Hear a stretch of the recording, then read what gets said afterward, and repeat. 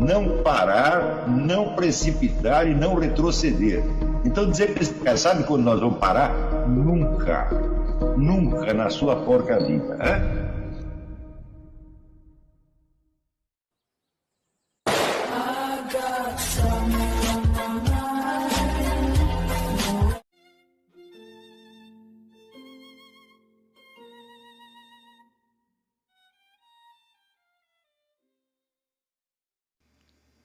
E aí pessoal, tranquilo? Então vem aqui antes do vídeo começar, pedir para vocês se inscreverem, quem não for inscrito, compartilhar, curtir, comentar. Quem puder seja membro do canal, que isso ajuda bastante. Tem também o link do Apoia-se. Quem puder ajudar nosso canal e apoiar financeiramente vai ser muito bem-vindo.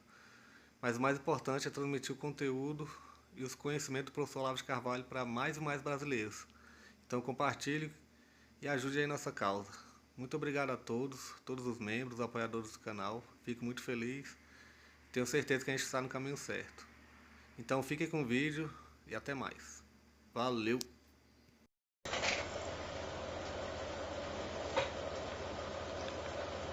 Quando nós perguntamos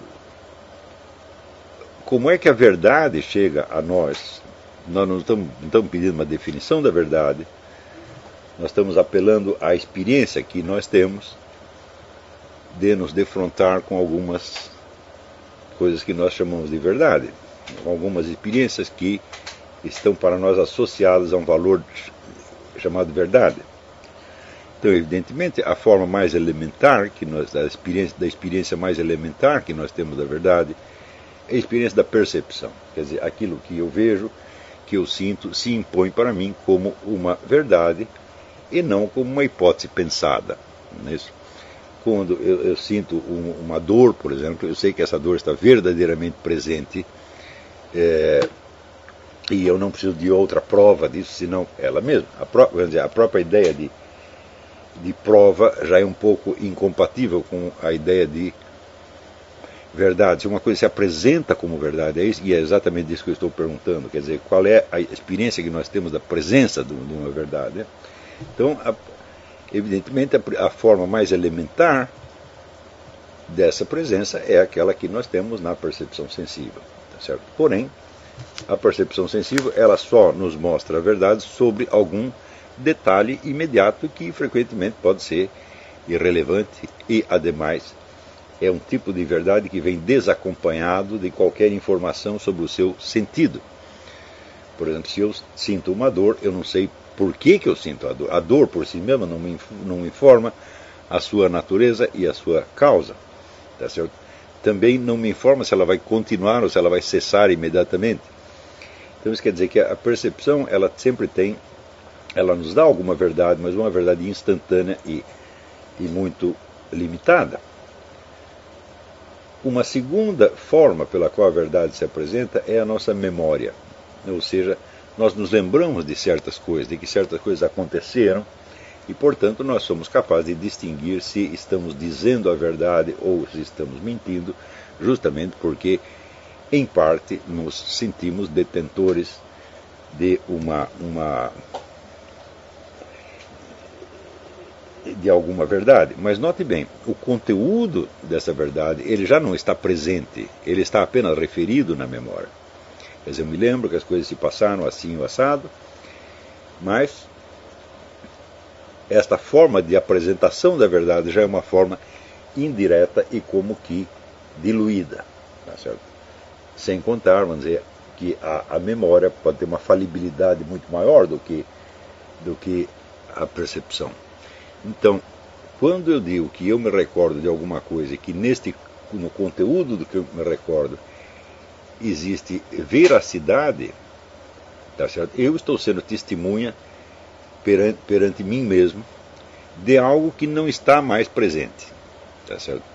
Então, nós dizemos, essa já é uma forma atenuada da veracidade em relação àquele caráter imediato e, vamos dizer, imediatamente convincente da percepção. Inclusive, nós podemos nos recordar das coisas com alguma insegurança ou com alguma nebulosidade, mas algum conteúdo de verdade existe ali, tá certo? E, em terceiro lugar, existe a verdade teorética. quando, por exemplo, nós enunciamos uma lei de física ou alguma verdade filosófica geral que nos pareça verdadeira. Então, se dizemos, por exemplo, que, sei lá, a matéria atrai a matéria na razão direta das massas, na razão inversa do quadrado das distâncias, acreditamos que estamos dizendo uma verdade e que essa verdade pode até ser provada experimentalmente. Se enunciamos o resultado de uma investigação estatística ou coisa do gênero, também acreditamos que isto traz para nós alguma verdade, mas prestem bem atenção. A verdade teorética, ela é sempre apenas um recorte muito tênue operado sobre a massa dos acontecimentos. Então, um enunciado geral de tipo teorético, ele contém um valor de verdade, mas não sobre a realidade propriamente dita, e sim sobre um certo recorte que nós fizemos nela para encará-la sob certos aspectos. Então, é como se dissesse uma verdade muito indireta e muito remota em relação, vamos dizer, à realidade da qual ela é verdade. Então, lamentavelmente, nós só temos esses 3 modos de acesso à verdade, tá certo? E os 3, vamos dizer, eles são bastante limitados. E o primeiro é o que depende menos da nossa interferência, porque os dados de percepção nos vêm de fora, então o elemento de elaboração e de seleção que nós fazemos ali é bastante limitado, tá certo? Mas os outros 2 são praticamente criações nossas. Quer dizer, o que está na nossa memória, vamos dizer, não está passivamente na nossa memória, existe uma ação de recordar. Então, na ação de recordar, eu estou produzindo, né, imagens, evocações, sons, etc., que me parecem refletir algo que se passou. Mas, de qualquer modo, é algo que eu estou inventando agora. E, quando eu enuncio uma verdade teorética, mais ainda, há toda uma construção mental que eu tive que fazer para chegar àquele resumo esquemático que, dentro das condições, vamos dizer, bastante limitativas da ciência ou do conhecimento em questão, refletem o que me parece ser uma estrutura permanente, uma estrutura significativa de uma certa área da realidade. E isso é tudo. Então, isso quer dizer, é claro que nós podemos conhecer algo da verdade, tá certo? Mas, em todos esses casos, existe uma limitação monstruosa, mesmo quando o conteúdo do que você está dizendo é estritamente verdadeiro. Ainda assim, nós sempre temos a impressão de que o conteúdo daquilo que nos parece verdadeiro está separado da realidade. A sensação de que aquilo existe somente para nós, tá certo? No caso da percepção, nós temos essa impressão por quê? Porque o que tem a impressão é o nosso corpo. Ou seja, o fato de que eu estou sentindo alguma coisa não quer dizer que ninguém mais em volta está sentindo. Então, eu dependo desse instrumento chamado meu corpo para eu ter acesso àquilo. Então, o que está chegando a mim não é propriamente, vamos dizer, a realidade em toda a sua riqueza, sua complexidade, mas somente aquele recorte que o meu corpo operou. E nos outros 2 casos, são recortes operados pela minha mente. Isso não quer dizer, de maneira alguma, que toda a verdade seja puramente subjetiva. Algo do acontecer efetivo, interno e externo, se reflete na sua experiência da verdade. Porém, essa experiência é sempre acompanhada de um sentimento de limitação subjetiva, da onde emergir desde o começo dos tempos todas as objeções cépticas ao conhecimento. Essas objeções, evidentemente, elas tomam a forma de meros argumentos, tá certo? E quando eu digo meros argumentos, eu me refiro, vamos dizer, a objeções que talvez você não saiba responder na hora, tá certo? Mas que, por si mesmos, não têm aquele peso, aquela presença que o valor verdade implica nessas três formas de conhecimento da verdade. Ou seja, se eu argumento contra a percepção, argumento contra a memória, argumento contra a razão, contra o conhecimento racional teorético, esse argumento ele não tem, vamos dizer, a presença maciça que a própria verdade tem nessas três maneiras de conhecimento. Ela constitui um obstáculo que se interpõe não entre eu e a verdade, mas um obstáculo que se impõe entre o meu pensamento no momento e a experiência que eu tive da verdade. Por exemplo, eu me lembro de tais ou quais coisas assim, mas aparece o séptico e me pede para justificar aquilo, para dar um argumento que dê o fundamento lógico àquilo, e eu não disponho desse fundamento lógico. Por exemplo, digamos a verdade da sensação, né? Então eu sinto tal ou qual coisa e o séptico me argumenta que esta sensação pode ser apenas uma transformação que se passou dentro do meu corpo, que não reflete necessariamente o que está se passando em torno. Por exemplo, a sensação de frio não significa que esteja frio em volta, realmente. Então, ou seja, o séptico introduz uma cunha, tá certo, entre o meu pensar e o meu perceber a verdade. Seja o perceber pelos sentidos, seja o perceber pela memória, seja o perceber da verdade teorética. Então, estas objeções elas podem chegar a ser completamente paralisantes. E a maior parte das objeções sépticas são apenas pegadinhas, que nós, com um pouco de engenhosidade lógica, nós podemos desmontar, mas que no momento em que se apresenta pode ter um efeito efetivamente paralisante. Mas o que interessa no caso, para o que eu estou dizendo, não é o valor das objeções sépticas, mas a simples possibilidade da sua existência. Ou seja, não há nenhuma verdade que possa chegar a nós que não possa ser separada de nós pela objeção séptica. Ou seja, nenhuma forma de veracidade que chega até nós, nem a veracidade dos sentidos, nem a da memória, nem a da evidência teorética, tem para nós aquele valor impositivo e inegável que a tornasse absolutamente imune a toda e qualquer objeção séptica. Por mais verdadeiro que seja aquilo que você crê, né, por mais razões que você tenha para crer naquilo, seja a razão da experiência, seja a razão da própria razão, da lógica, tá certo? Nós nunca estamos imunizados contra a objeção séptica. O que significa o seguinte, que a capacidade humana de chegar à verdade, ela está permanentemente ameaçada. Ameaçada desde fora e ameaçada desde dentro. Tá certo? Então, isso não quer dizer que as objeções sépticas em si mesmas tenham valor. Tá certo?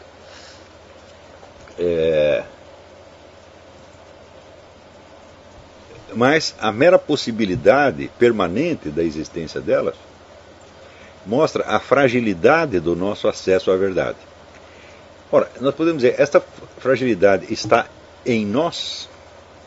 É uma limitação da nossa mente ou é alguma outra coisa mais séria? Vejam o caso da verdade que chega a nós pela percepção. Quer dizer, é a minha percepção que é limitada ou o próprio modo de apresentação dos objetos sensíveis a nós também é limitado? É claro que é. Eu já dei esse exemplo algumas vezes nas aulas. Por exemplo, tudo o que você vê pela sua superfície exterior apenas. Tá? Porque se você quiser ver os objetos por dentro, você terá que desmontá-los. Tá certo? E, evidentemente, desmontados e exibidos na sua estrutura interna, eles já não são o que eram antes. Por exemplo, se você pegar um relógio e você o desmontar nas suas peças para ver como ele é por dentro, ele não é mais um relógio. Ele não funciona mais como um relógio. Um ser humano, se você abrir a barriga dele, tirar os seus órgãos, etc., etc., ele já não funciona mais como ser humano. Tá certo? Ou se você pegar como, por exemplo, antigamente na escola, nas aulas de geometria, o professor nos fazia montar cubos e paralelepípedos e pirâmides de papelão para ilustrar então, os sólidos geométricos. Ou seja, você montava aquelas figuras no plano e depois você recortava, montava e colava as suas arestas, tá certo? Mas, para você saber, bom, de que se compõe então, por exemplo, este cubo, ou este paralelepípedo, ou esta pirâmide, bom, você abria de novo a figura, só que daí ela já não era mais um cubo e nem uma pirâmide, mas era apenas uma figura plana. Então, no plano eu podia ver todos os lados do cubo ao mesmo tempo. Mas ele não era mais um cubo, ele era uma figura plana. Né? Do mesmo modo, a pirâmide eu desmontava, tinha lá o tetraedro, né? Eu via todos os lados dele, mas quando eu montava eu só podia ver um ou dois lados ao mesmo tempo e ficavam os outros lados escondidos. Então existe uma limitação no próprio modo de apresentação dos objetos a nós. E a esta limitação corresponde também, né, simetricamente, por assim dizer, a limitação da percepção que nós temos desses objetos. Note bem, ao usar a palavra limitação, eu não estou entendendo isso no sentido de um defeito ou de uma privação. Por exemplo, quando você leva uma martelada, a martelada só pode acertar você num pedaço do seu corpo. Não existe um martelo universal que acerte você em todas as partes ao mesmo tempo. Você não pode dizer que isso é uma limitação, um defeito do martelo. Do mesmo modo, as figuras geométricas tridimensionais, não é um defeito dela que elas não possam se apresentar a nós por todos os seus lados ao mesmo tempo. Não, isso é a própria constituição delas. Então isso quer dizer que na sua própria constituição, os objetos de percepção sensíveis se constituem de limitações e de seleções. E que, portanto, a seleção que nós operamos sobre eles, ao percebê-los, corresponde esquematicamente, vamos dizer, ao próprio modo de presença deles. Mas é justamente aí que pode se introduzir, vamos dizer, a dúvida séptica. Né? Quer dizer, há uma limitação do objeto, uma limitação do sujeito. Mas, como diz aquele ditado russo, um só idiota pode fazer mais perguntas do que 60 sábios poderiam responder. Então isso quer dizer que as dúvidas paralisantes, elas surgem, vamos dizer, da nossa imaginação, movidas pelo quê? Pelo temor de errar. Temor que pode ser autêntico, pode ser genuíno, sincero, ou pode ser fingido, tá certo, por um séptico apenas para criar dificuldade para os outros, formulando perguntas que no momento eles não podem responder ou objeções que no momento eles não podem contestar. Então, a mera possibilidade da existência da dúvida séptica mostra que existe uma espécie de uma defasagem, um hiato entre o nosso pensamento e a nossa capacidade de conhecer a verdade. Então, de cara, sabemos que pensar não é conhecer a verdade. Algumas verdades nós conhecemos através do pensamento, e outras o pensamento nos ajuda a conhecê-las, mas o pensar é independente da verdade. Esta é uma primeira constatação que nós chegamos. Nós podemos pensar indefinidamente contra a verdade. Né? Vamos dizer que nada nos obriga a reconhecer a verdade. Mesmo aquilo que você experimentou, mesmo aquilo que você sentiu na própria carne, pode em seguida ser objeto de dúvida e de questionamento. Então, a nossa capacidade de conhecer a verdade tem dentro de nós mesmos um inimigo permanente que conspira contra o nosso conhecimento da verdade. Então, e note bem,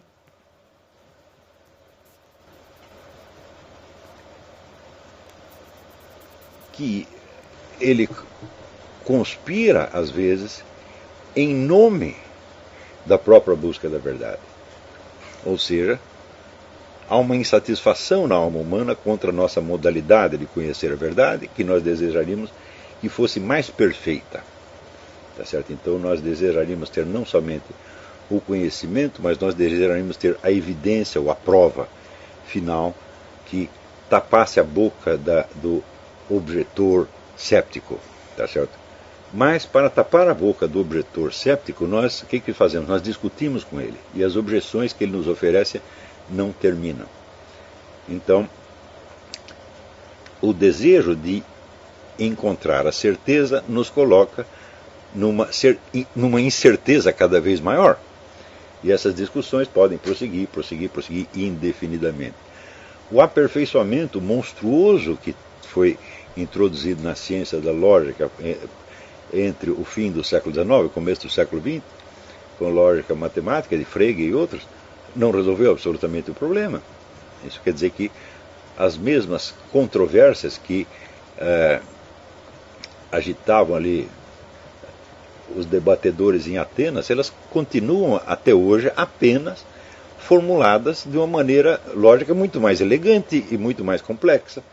Mas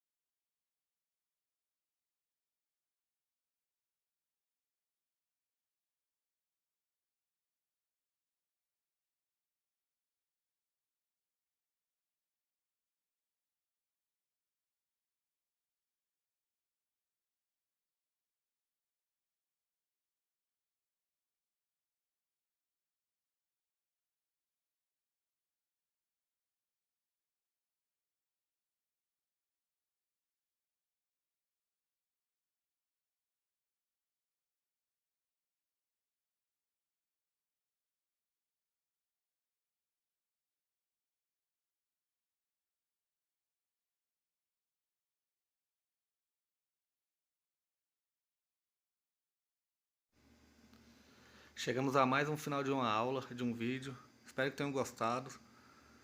Quem não se inscreveu ainda, se inscreva, compartilhe, comente. Ajude nosso canal, apoie, seja membro. E ajude o nosso canal a chegar a cada dia a mais brasileiros que precisam muito do conhecimento do professor Olavo de Carvalho. Então é isso aí, fique com Deus, até o próximo. Valeu! Então é isso aí, pessoal. Que é o nosso canal. Que são alguns livros que eu já li. A maioria foi doação, mas alguns eu adquiri, professor Olavo de Carvalho. Alguns livros se perderam aí que eu emprestei.